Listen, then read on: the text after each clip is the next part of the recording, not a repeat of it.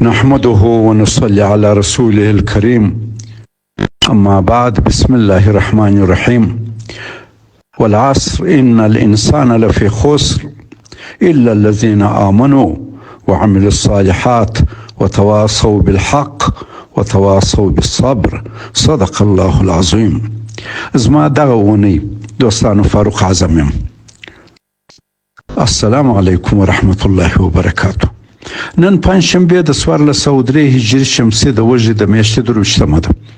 په تېره شنبه مې د شاتوت د بند پر مسایلو کار کاوه. تېره یکشنبه د ترخیلو د 252 میګاولټ د نوي سب سټیشن د جوړونې له چمتلې څخه د ترخیلو تر نوي سب سټیشن پورې د 220 کیلو ولټ د مزي د لیږد پروژې پرانیستل شوې. دغه پروژې د امارت ریاست الوزرا د سیاسي مرستیال محترم مولوي عبدالکبیر، د اوبو انرژي د وزیر محترم الحاج ملا عبداللطیف منصور، د صنعت او سوداګرۍ وزارت معین محترم مولوي احمد الله زاهد، د افغانستان برېښنا شرکت اجرایي رئیس محترم ډاکټر عبدالباري عمر او د اسلامي امارت د نورو لوړپوړو مسؤلینو، د اوبو انرژي وزارت د رئیسانو او د سیمې د ګڼ شمېر مخورو په شتون کې پرانیستل شوې. ما هم په دغه غونډه کې برخه درلوده. د ریاست الوزرا سیاسي مرستیال صاحب د دغو پروژو په پرانیست غونډه کې په هیواد کې د شته برېښنا د تولید وړتیاو ته په اشارې سره یادونه وکړه چې د اوبو مدیریت او د کورنۍ انرژي د تولید په پراختیا د افغانستان د اسلامي او امارت په لومړیتوبونو کې دي. د اوبو انرژي محترم وزیر صاحب د دغو پروژو د ارزښت په اړه خبرې وکړې. هغه د اوبو انرژي د وزارت د فعالیتونو د ذکر په ترڅ کې وویل د اوبو انرژي وزارت له لوري په بیلابیلو ولایتونو کې ډېرې ټولګټې پروژې پلي شوي دي چې د افغانستان خلک به په نږدې راتلونکي کې د بشپړېدو او ګټې د سپارلو شاهدان وي.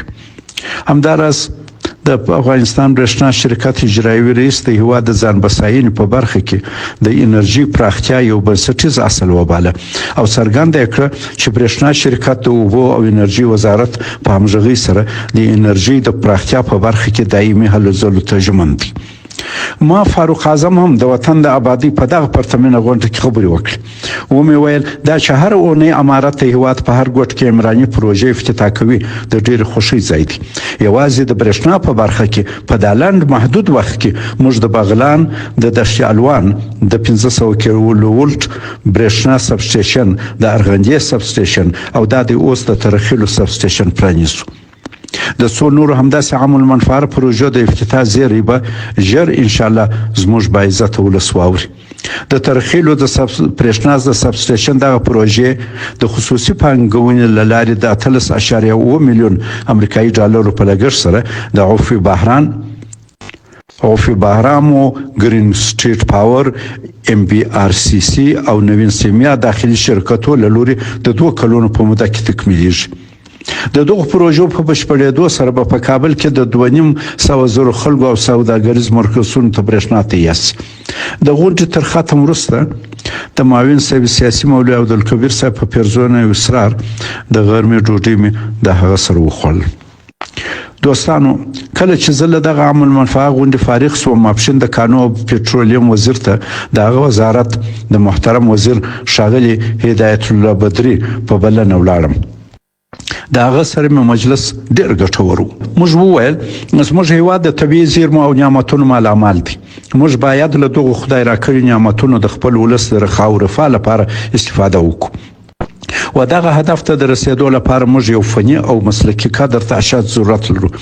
که څه اوس هم وزارت غنیمت کادرونه لري، خو د هغه تقویه ضرور ده. موږ باید د کانو، پټرول او غاز په برخه کې نور فني او مسلکي کسان پیدا او کار ځنې واخلو. محترم وزیر صاحب زما څه وغوښته چې د دغه فني او مسلکي کادر په پیدا کېدو کې مرسته ورسره وکړم. ما پخوا کله چې بدري صاحب د افغانستان بانک مشر و همداسې همکاري کړې وه. په 100 مسلکي کسان مې ور پیدا او معرفي کړه او دوی له دغو کسانو یو شمېر په بانک کې مقرر کړل. د وزیر صاحب دغه پراخ نیت او د وطن د خدمت سرشاره جذبه چې فني او مسلکي کادرونه باید راټول او په کار واچول شي ډېر د ستایلو ده. ما وعده ورکړه چې زه به ټول افغانانو ته اعلان کوم چې هر څوک په داخل او خارج کې د قانونو، پټرول او غاز په برخه کې تعلیم او تجربه لري، زما ایمیل ته د خپل CV راواستوي. زه به هغه په یو منظم شکل جناب وزیر صاحب ته وړاندې کړم هغوی به له دغه لیست څخه څوک یې په کار وغوره کړي او مقرر به کړي او له ځینو به د خارج کې اوسېږي د خپل موجوده پرسونل د ظرفیت لوړولو لپاره آنلاین ګټه واخلي. دوستانو زما ایمیل دا دی اعظم فاروق AZAM FAROUQ @gmail.com. په تېره دوشنبې د ورځې په رسمي وخت کې مې پر کرونا د بندونو په باره کې څه لیکل خو مازدیګر مې د کلو د بیا رغونې او پراختیا وزارت محترم وزیر مولوي محمد یونس آغا سره د هغه د کار په دفتر کې ولیدل. هغه زما تر ورتلو د مخه د نړیوال بانک د یو لوړپوړي هیات سره کتلې وه. محترم وزیر صاحب ماته د وزارت د فعالیتونو وویل چې په بادغیس کې د قادس پر رود یو بند جوړوي چې 14,000 هکټار ځمکې ته اوبه ورکړي. د فراه په ګلستان کې به هم بند جوړوي چې 140 میلیون متر مکعب اوبه به ذخیره کوي. د نورو فعالیتونو ذکر هم وکړ. جناب وزیر صاحب دا وویل چې د نړیوال بانک ډېرې پروژې زموږ سره له تېر حکومت نه تکمیل راپاتې دي. اوس بانک ته وایو چې هغه تکمیل کړي که نه هغه کړی کار به هم تخریب سي. وزیر صاحب د نړیوالو مؤسسو سره د خپلو خبرو طریقه راته تشریح کړه. ما په زړه کې د هغه د وطن دوستۍ پر احساس آفرین ووایه. هغه د خبرو په ترڅ کې دا هم وویل چې موږ پخواني خلک ټول ساتلي دي. ما ورته وویل په هر وزارت کې هم داسې ده پخواني مامورین اکثره په خپل ځای دي. ما 4 میاشتې خپل ډرایور نسو مقررولی چې بس نو پخواني ډرایوران وه بس تونه ټول ډک وه خالي بس نه و. زموږ وزیر صاحب محترم ملا عبداللطیف منصور صاحب ډېر کوشش کوي چې فني او مسلکي کدرونه په ښه امتیاز وساتي. محترم وزیر صاحب مولوي محمد یونس آغا ته ما هم د کلیوالو په ژوند کې د دوی د وزارت کردار پر اهمیت څه خبرې وکړي. ما ورته وویل که کلیوالو کورنۍ ته پر زراعت او مالداري ولاړ کوچني صنایع د نړیوالو په مرسته تهیه سي دا به د کلیوالو د ژوند په ښه کولو د هیواد په اقتصادي وده او د وطن په استقرار کې ډېره مرسته وکړي. مثلا موږ کورنیو ته ماشین آلات ورکو چې د رومیانو څخه ساس کیچپ او داسې نور شیان جوړ کړي. بازار کې یا خرڅ کړي. رومیان په خپل موسم کې دومره ارزان دي چې بزګر ته خپل سر نه پوره کوي. همداسې د پټاټو په موسم کې پټاټې ډېرې ارزانې دي. له هغه څخه چپس کرسپ او داسې نور خوراکي شیان جوړېدای شي. د میوو سبزي مربا او اچار او نور شیان جوړ شي. همداسې د مالداري تولیداتو څخه شیان او دغه شکل دي ورته غیر شي د صنعتي دي شي. زموږ بزګر اوس په کرونده کې ما ورته وویل چې د 15 ساعتو کار په 10 ساعته کوي. کرار اخته وي. دا ځکه چې هلته کار نشته. که په کور کې صنایع ورته موجودې وي او د هغه کې کار ورته وي خو هغه به د خپل کروندې کار د ورځې ژر خلاص کړي کور ته به راسي د خپل ښځو ماشومانو سره به د ماشین کار وکړي تولیدات به ډېر کړي عاید خرڅ به کړي عاید به ډېر سي. نړیوال وایي چې موږ د ښځو سره کومک کوو د کورنۍ سره کومک کوو راجب سي په دغه ساحه کې د مرسته وکړي.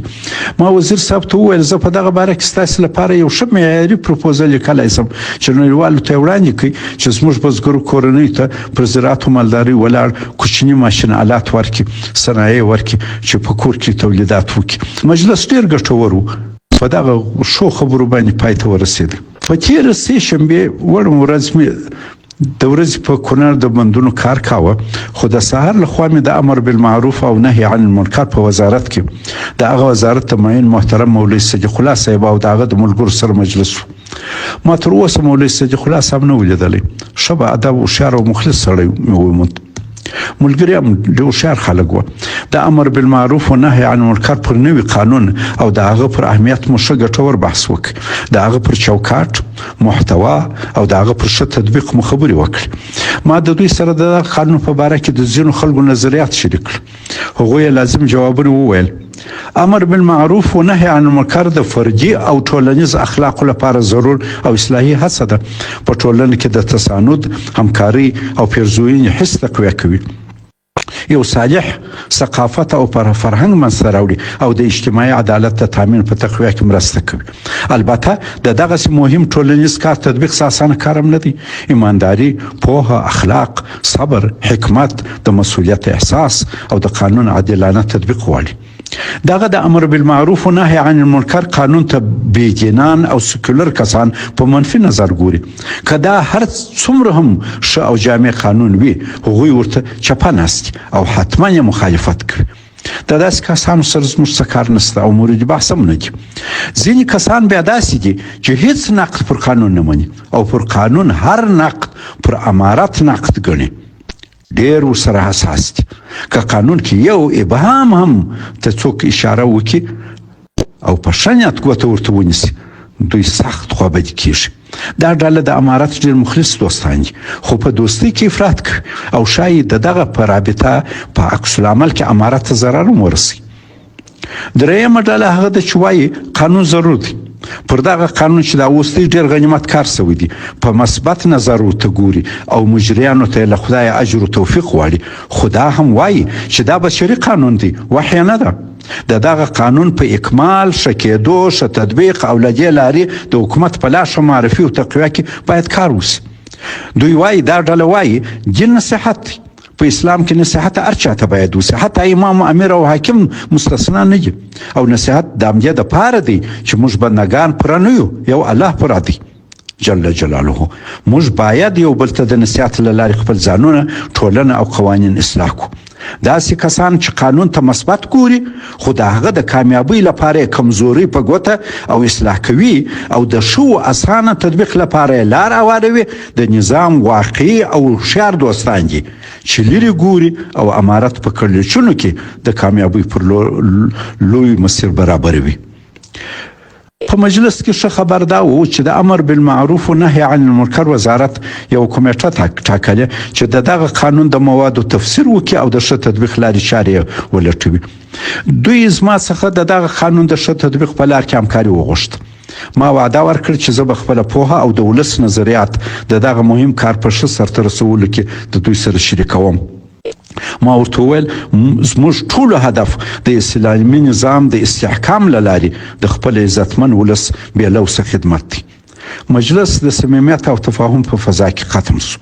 دوستانو، دا زما د مصروفیتونو یوه برخه. تر رسمیت وروسته کور کې مازدیګر او ماښام اکثر علمای کرام، مجاهدین، د عصري علومو دانشمندان او د وطن مخور کسان زما میلمانه وي او زه د خدمت مجلس افتخار لرم. بل اونۍ د خیره د خوششپې کانال لیدو ته په رسمي سفر روان یم. دعا راته کوئ. والسلام علیکم ورحمة الله وبرکاته.